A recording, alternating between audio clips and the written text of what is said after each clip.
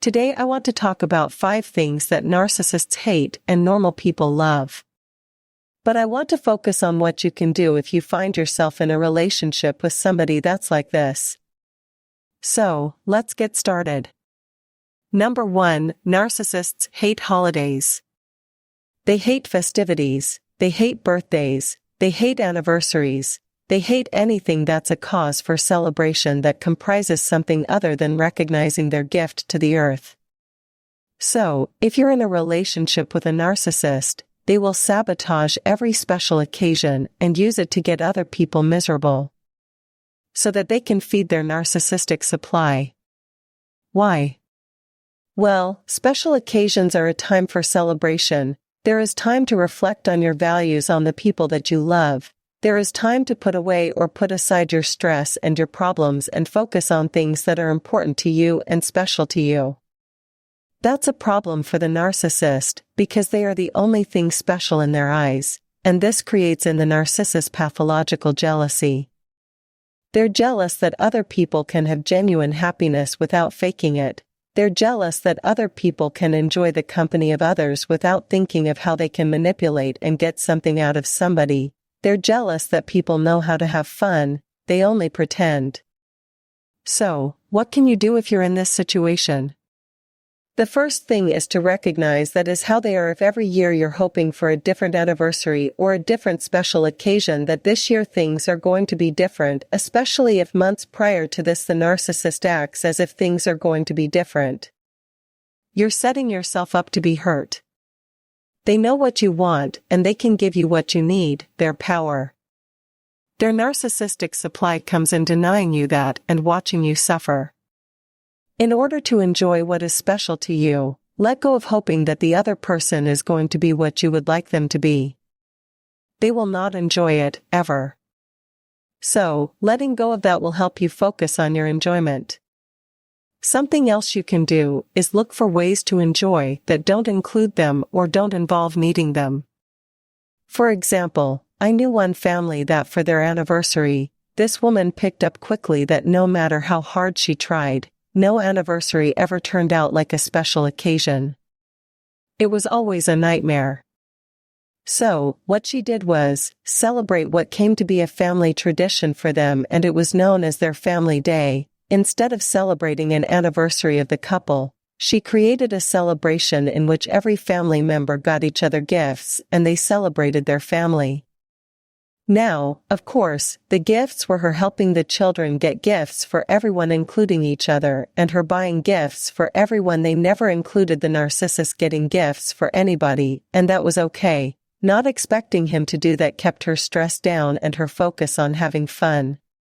Can make a special occasion, maybe it's not the way you would have liked to have it, but it doesn't mean you have to stamp it out, and it doesn't mean you have to adopt the misery to the occasion that the narcissist is hoping that you do. So, look for ways to enjoy what's special to you, despite how anyone else feels about it. Number 2, narcissists hate happiness. Anytime you're happy, they will strive to stamp it out. How does narcissists feel about happiness? Think of somebody in New York City that is home and sees a cockroach in the grotesque disgust. They see it, for that cockroach motivates them to grab anything and slam it just to kill it. Well, that's what the narcissist feels when they see you or a family member feeling happy. Now, in my face-to-face coaching, when I explain this to people who are new to learning about narcissistic abuse, and they're telling me and they're asking me, why do you think he or she does this? And they're explaining it, and it's literally just them being happy and the other party doing everything to stamp it out. When I explain that's their goal, I'm always met with the same face that is always like, how could that possibly be? How could there be a person whose goal is to stamp out the happiness of their significant other? That's not normal. Exactly. We're not talking about normal people, we're talking about people that are dysfunctional, that are toxic, that have a distorted view of reality and of themselves and of you. Happiness is someone else's threat to their false image, it's a threat to who they think they are. Because narcissists don't feel happiness, they're not full of joy, they don't radiate genuine excitement. They imitate or mirror those qualities from other people, but it's not genuine, authentic emotions that they're having. They're fabricating them, they're imitating them. They see you as a genuine, authentic being. You have something they will never have, and that's the ability to feel genuine happiness from your core, not a facade, not something that's false or fabricated, something real, that makes you better than them, and they can't have that. Now, again, this is their logic, not mine. So, they need to stamp it out, see you miserable so that they can really, it's like a release valve that's set off, and they're like, okay, I'm good, I'm not miserable, she or he is, look how miserable they are, I'm not miserable, I'm the happy one. Anytime you're happy, threatens that reality, and that's why they hate it. So, how do you handle that if you're still in the relationship? Again, is very similar to the first one that we talked about regarding holidays, letting go. Letting go of what you cannot control. When you're with somebody that never seems happy with what you do but did in the beginning because they seemed happy at one time, so you feel like it can come, it can be there. It's just something wrong with you, and you're striving and striving and striving and striving to get back to that point where they could find happiness in you, where they could be happy when you're happy. Letting go of hoping that will come back, because that was never real, to begin with. If you're dealing with a toxic narcissistic person, that was a facade to get you hooked into the relationship, it wasn't real. So, let go of living to make them happy. That should not be your primary goal in life. Now, it would be nice obviously when we're in a relationship and we're normal, relatively healthy, because none of us are perfectly healthy. Relatively healthy individuals, we want to make the other party happy, we strive to make that person happy. But if somebody has proven over a long period of time that they have now become an unfeasible person, then we have to let it go, and we have to look at our life and say, what am I doing to make me happy? How am I living my life in line with my morals, my goals, what's important to me, my children? Am I so focused on trying to please an unfeasible person who I'm not even happy with in the things that I always wanted to be happy with, and that's my family, my children? Recognizing that their unhappiness is not your fault, they want you to think that they're unhappy, and it's all because you haven't found the secret formula to make them happy. That's just a lie. That's just a lie to keep you in the hamster wheel. They're unhappy because they choose to be unhappy. Regarding my coaching clients, one way that I help them see that this is strategically done, that the narcissist hates happiness, is by analyzing when the fights come about what makes them angry. They're never angry when you're upset about things.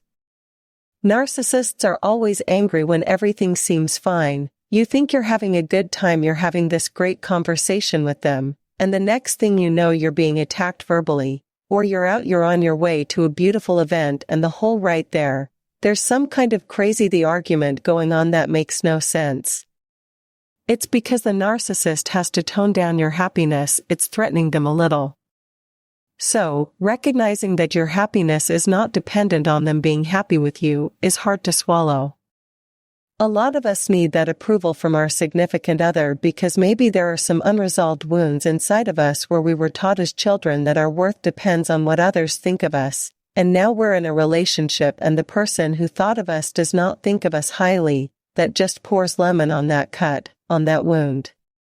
So, we need to heal that wound in order to be happy and recognize that we can feel good about ourselves, even if the other person chooses not to see any good in us. Having some key phrases is helpful when they attack your happiness. If you're enjoying something, a passion, and they come over and they criticize it rather than try to explain, rather than try to get them to see life through your eyes. A simple phrase like, well, you're allowed to have your opinion, you're allowed to see it that way, that's okay, will help you to continue to stay happy in the things that make you happy. Don't wipe out your happiness just because you're in a relationship with somebody that hates what normal people love. Number 3, narcissists hate normal, healthy people. Hate when their significant other looks good. Now, normal people love people who find their significant other attractive or in shape. Somebody tells me your husband is handsome, or he's in excellent shape, I'm like, thank you, and I'm feeling good, I'm like, yep, that's my man, that's normal.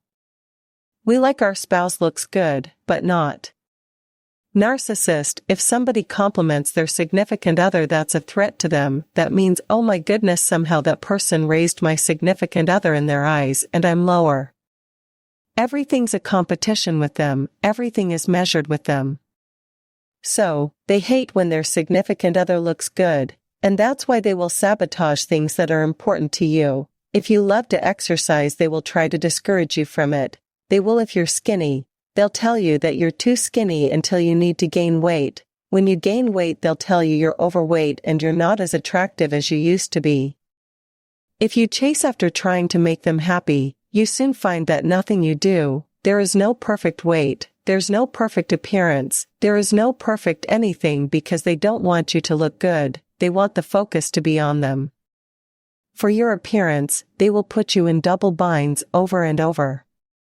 In my case, when I was in a relationship with somebody that was a narcissist, my hair was really long. I love long hair. I know I cut it recently, but I love long hair. And that person convinced me to cut it really short, so it was at my shoulder length. He brought me back and said it wasn't short enough. The same day he said, no, you guys didn't cut the hair right, it has to be shorter. Cut it even shorter, only to go out when everyone's commenting on my hair and how different I look and whatever. His remark was, and this was literally the day we came home from the haircut, his remark was, I think women look more feminine and attractive with long hair. My point is that they will sabotage how you look, because they don't want the focus to be on you, has to be on them. How do you deal with that? What do you do if you're in a relationship with somebody like that? If you're reading this video, that's a good thing, because you're aware of it now. What you have to do once again, and it's kind of like a central thing to this video, but it's basically you recognize that you're living for somebody that does not have your best interests at heart. So, focus on yourself. Yes, it's going to feel awkward in the beginning, because you've probably been taught that focusing on yourself is selfish. It's not, it's healthy. So, focus a little on yourself and get in touch with what's important to you. Is exercise important? Are you living in accord with things that are important to you? Are you making time for things that are important to you? Or have you stopped doing them because somebody else doesn't like them? If that's the case, recognize it and take small steps to get back to the things that are important to you. Otherwise, you're allowing somebody to erase you just because it threatens their false reality. Number 4, something that narcissists hate normal people love is when their significant other, or a family member or child, anyone is successful. If they have a measure of success in anything they do, we're proud of them. It feels good to see our family members excel in something, or do something well, or learn something at or overcome something. We're proud of them. Not a narcissist, not unless they could take credit for it. If they can take credit for it, then they'll be happy for you, but if they can't, they will do everything to sabotage what you work hard to accomplish, especially if you're successful at it. Why? Once again, your success is a threat to the fact that they are superior, they're above everyone, everyone is beneath them and kind of the scum of the earth, so, how dare you? Prove that you can do something that they can't, or you could do something better. They have to squash that once again to maintain the status quo of their being superior. What do? Recognize that you cannot trust anything, the narcissist says. If they feel you are empowering yourself and stepping back and taking this, that's necessary to protect yourself and whatever you're accomplishing in life. They can switch forms and now be the most accommodating, the most helpful person to help you succeed. Do not trust it. It's like a trap that a hunter puts out where they dig a hole and they put something on the top, so they got it looks like the solid ground, but the second you step on it, you fall into that hole, the second you trust. Anything the narcissist suddenly is doing that makes you doubt your conclusions about who they really are. You fall down that hole, that trap, so don't fall for it again. Recognize that they sabotage that thing in your guts. telling you it feels like he's doing or she's doing it on purpose. No, but it can't be. No, trust your gut. Your gut is usually right, and if that's the case, take steps to protect your business, your relationship with your children, your family, friends, anything that they're trying to sabotage because you're good at. Make sure you protect that. Number 5, talking about children is narcissists hate. When your children love you, they hate your children, enjoy being with you. Talk about crazy. Normal people love that their children have a relationship with the other parent. In fact, often it's a blessing because they're with the other parent, you know they're safe, and you get some downtime where you get time to focus on things that you need to focus on. Prep parenting is like a tag team. You do it together, you work together. The children deserve both parents. Now, narcissists will tell everyone that's how they view it. But the truth is the fact that your children want to spend time with you is something that they hate. If you're divorced or separated and the children are on visitation, they will be punished any time they express a desire to call the other parent, or if they express they miss the other parent, they will be punished. If they express any anger towards the other parent, they will be rewarded because narcissists to see that the children love you, everything is a competition with them. What do you do?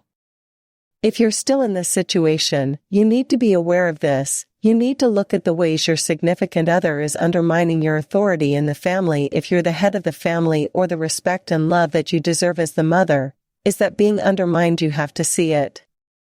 Recognize where it comes from and start strategizing on how to help your children to view family life in a healthy way, view their parents in a healthy way.